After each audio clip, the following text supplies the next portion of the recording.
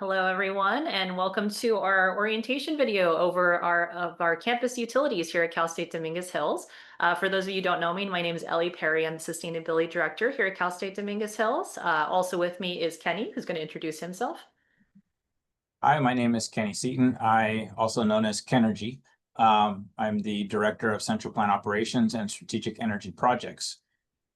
Ellie and I are going to talk about all the utility bills that we have on this campus. Before we get into the actual Excel sheet that shows all that, we wanted to explain a little bit so that you're not shocked when you see all the different accounts. Before you is a map of the entire campus for those that aren't familiar with it. It's pretty large, and there are lots of different buildings, and depending on when those buildings went in and how they were connected, they may be part of the main campus electric bill, or maybe there's an extra bill. So housing has its own electric bill, let's say for a section of it. But then there's another section that comes off of the campus. Extended ed has different things. So when you look at the MERS, we call it the MERS, a monthly energy report, that Excel sheet, you'll see that there are a lot of different meters that tell us a lot of different things.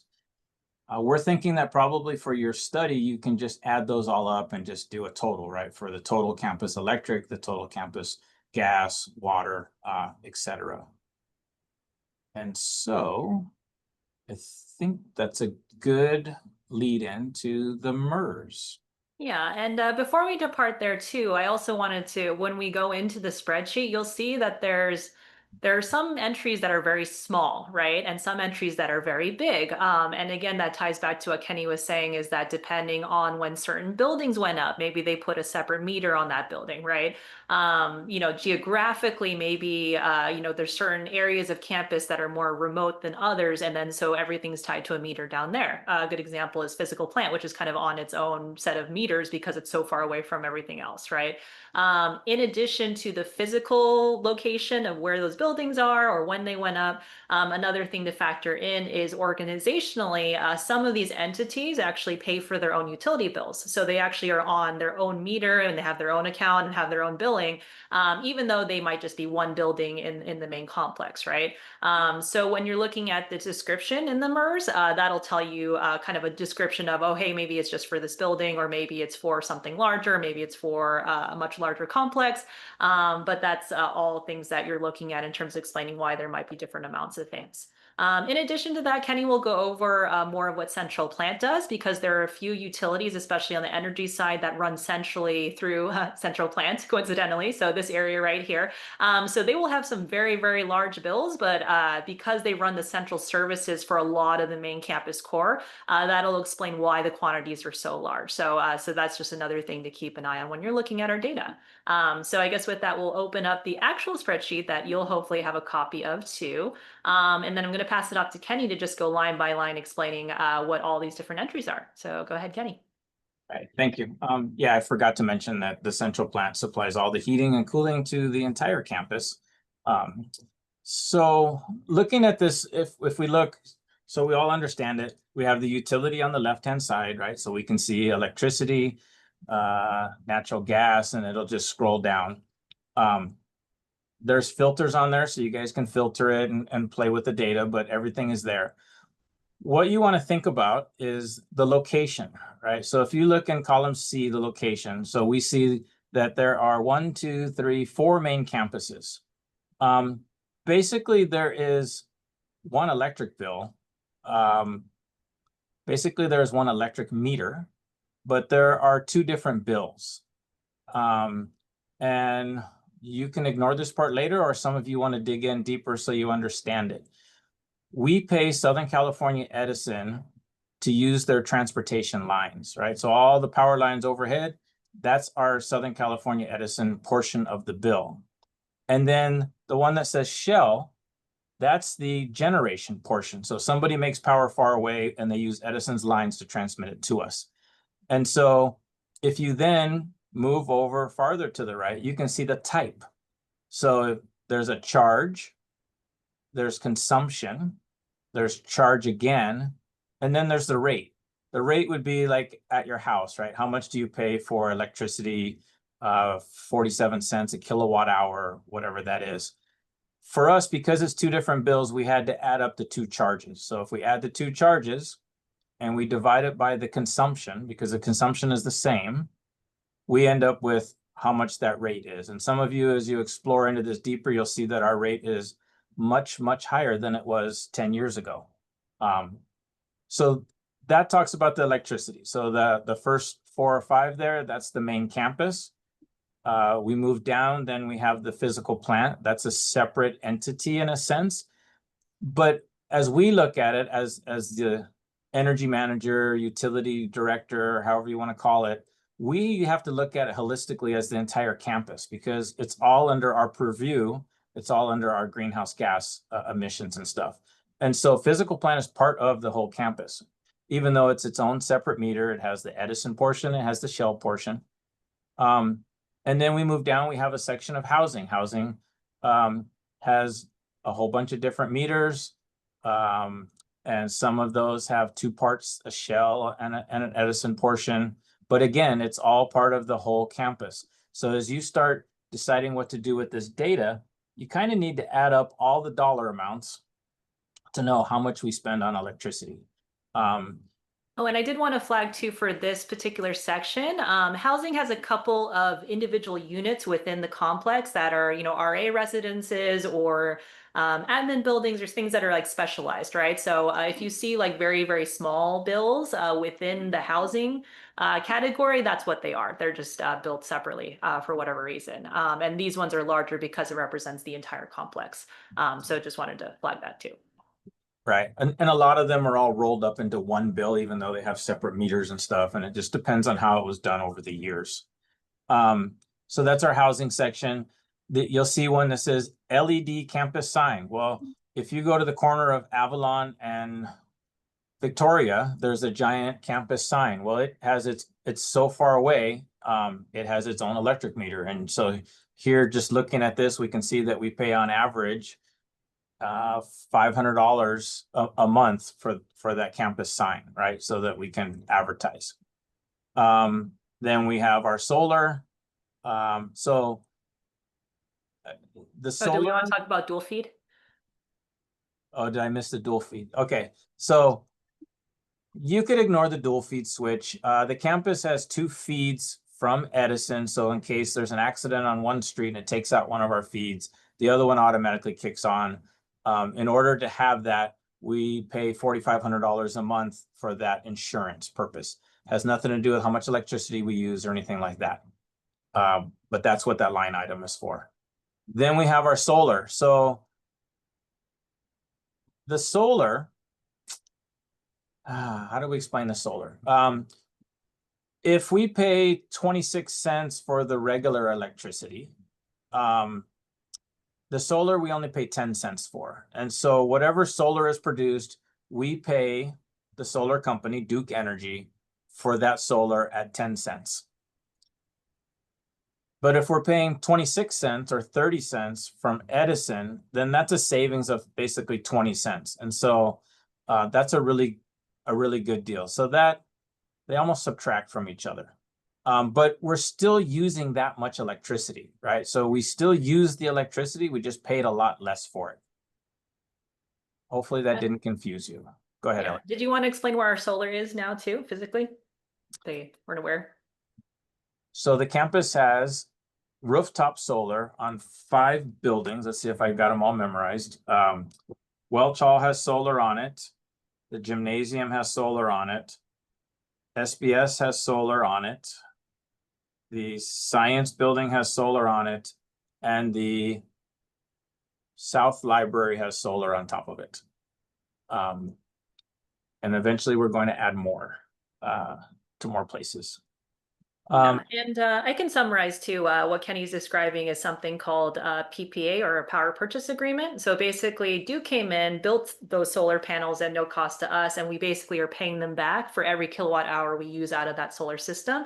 As Kenny pointed out, it's much more affordable than conventional energy. So it actually saves the campus energy. Or saves the campus cost, even though we're using that energy, right? So it's better to pay 10 cents to Duke for the solar panel energy than it is to pay, 26 cents plus to Southern California Edison for conventional energy, right? So that's kind of the difference in accounts here for that. And the other difference is it's the greenhouse gas. There's none in the solar, and there's extreme in what we buy from the utility grid. Right. Okay, so then once we get past the electricity, we get into the natural gas, which is another big commodity. Although you'll see that it's gone down about 95% this last year due to efficiencies and equipment we've installed on the campus. But again, there are two bills. There's the SoCal gas, where we're paying to use the pipes to transmit the gas. And then there's the DGS, that's the generation, or that's who we buy the gas from, and then they pipe it through those lines. And so you have to kind of add up the two things. There's going to be two charges, a charge for the DGS, a charge for the SoCal gas, and then the consumption is one consumption because we're only using so much, and then the blended rate. And there are different gas meters over the campus, right, for different times. When they built the I&I building, for whatever reason, it got a new gas meter. Physical plant, because it's so far away, has its own gas meter. College of Education, it was the original college in the late 60s. It had its own gas meter. CDC-ITC is the Child Development Center, Infant Toddler Center. That's in Lot 1 on the far south of campus. It has a gas meter, and so on and so on, right? So there's multiple ones. But at the end of the day, adding all of those up is how much gas that we use total campus. And now we will kick it off to Ellie going into the water and stuff. Right. So if we look at our next utility, which is water, there's actually two different categories that I wanted to flag here. So if it says water, that's the water you're probably thinking of. It's the potable water. It's the water that's in the sinks and the toilets and the showers. It's the drinking water, right? It's the stuff you use inside the buildings. So wherever it says water, that's what we're referring to. If we're talking about recycled water or reclaimed water, that's water that's been saved basically at the water treatment plant. It's been treated and it's pumped back out. It's the purple pipes, right? So if you see the purple pipes, that shows that it's reclaimed water. It can only really be used in outdoor applications like landscape and irrigation, things like that. In terms of our usage, our reclaimed water now reaches about 80 or 90% of our entire campus in terms of the ground. So whenever you see stuff being watered on landscape, it's probably reclaimed water. There's only a couple areas that still use potable water to do irrigation, and that includes housing and then certain parts of Lot 7. But pretty limited overall in terms of the irrigation usage. So when we're looking at the utilities for this, so when you look at our water descriptions by account, there's a main campus account wherever it says inches. So this says 6-inch, right? And this one says 10-inch. That's referring to the size of the pipe that's delivering it. So 6 inches obviously smaller than the big 10-inch line. They have their own accounts with their own billing to kind of just show where it's going. In addition to that, I just wanted to familiarize yourself with a different kind of unit. So whenever we're talking about water, we use a term or a unit called CCF. It's basically cubic feet. But if you want to translate that, 1 CCF is 748 gallons. So if you think about it, it's like, oh, well, 207 CCF, that seems like pretty low, right? But you got to multiply that by 748 gallons per CCF to get a real number for that. So then you realize it's a lot higher, right? So I just wanted to flag that unit specifically. But yeah, so very similar. You have your consumption, which is how many CCF you used, how much you're being charged for that, and then you can get that average rate, right? Similarly to what Kenny was saying with his dual feed with the energy, right? There's also a redundant backup feed called the dual feed, 10-inch dual feed. And that's basically, we just pay to keep that open, right? So if anything ever happens to our main access and we have to go to backup, then that's available to us, but we have to pay that fee every month, even though there's no usage on it, to make sure it's available to us. So very similar concepts there for this particular account right here. In addition to that, we've got some more remote areas, including the baseball fields, where they have to get their bathroom and drinking water and that sort of stuff. So they're on their own meter over there. So you can kind of see fairly small amounts, but it's still another account that's listed, right? And then collectively, you have all the potable water or drinking water on campus. CDC, ITC, you may see some data pre-2020 or so from that particular account, but kind of after that point, we stopped reporting on it just because it was getting too hard to get the data from our account rep for it. But it was a pretty small amount, so it wasn't super significant. But pretty much here you've got all the potable water for the campus running through this side. When we get to the recycled or reclaimed water, again, very similar concept. You've got a big 6-inch pipe, you've got another, 3-inch pipe down by the extended ed CCPE area. And that's more based on geography of where that irrigation line goes, where you have the two or three major meters for that. And again, same concept with the CCF. So you also want to make sure that you don't try to lump the potable water costs with the reclaimed water costs. If you are trying to do analytics, just because potable or fresh water is more expensive than the recycled water. Obviously, recycled water, is something that the utilities want us to use, so they discount that by a lot. Some averages like around 50% less than potable water. So it's kind of incentive to use it in your irrigation things, which we do. So just wanted to flag that for the cost analytics on that. And once we get out of water, all that's left is trash and recycle. So this is unique in that trash and recycling, we're basically only counting the dollar costs. There is some more sophisticated tracking we do for volumes and how much quantity trash and recycling is going out for the campus at the Office of Sustainability. But as far as our monthly energy and utility reporting, the Chancellor's Office only really cares about how much dollar-wise we're spending on trash and recycling services. So there's a lot more baked in here in terms of a lot more complexity of the services that we have and things like that. But it can pretty much be summarized, is there a trash recycle, even though it includes compost and bulky waste and things like that, based mostly on location. So depending on what the location is, they'll have an account. There will be some sort of monthly bill, right, associated with that particular area or that corral. And then that's what we're charged on. So that's going to carry you through pretty much through all of them. Anywhere you see the red and the black, that means that account was closed for whatever reason, right? So for example, maybe there was a separate account for a particular dumpster, and then they decided to get rid of it. And then so that account doesn't exist moving forward, right? So there might be some data up until a certain point and then it goes away. If it's blacked out like that, that just means it doesn't exist anymore. It's been consolidated under some of the other accounts, et cetera. So I just wanted to alert you to that. So I guess with that concludes most of the utilities in terms of the spreadsheet. Again, this tab is going to be the most useful for you. It has all the data that you need for your analytics. In terms of final notes about that, there is a timing delay. So we are recommending that you only go through the fiscal year, which is July 1 of the previous year to June 30th of the next year, right? Because that's kind of how bills and accounting are lined up on our campus is by fiscal year. And so what usually happens is that we only receive data when accounting updates their bills of like, okay, we've paid this last batch of bills, go get it, and we can pull the data from that. There's usually a 3 to 4 month delay between when they receive a bill and they pay it and they put it up on the Dropbox for us to actually go find the data and start entering it. So again, you can kind of see this is where we're up to date currently. So again, recommending doing it by fiscal year since that's a clean data set for you to work with.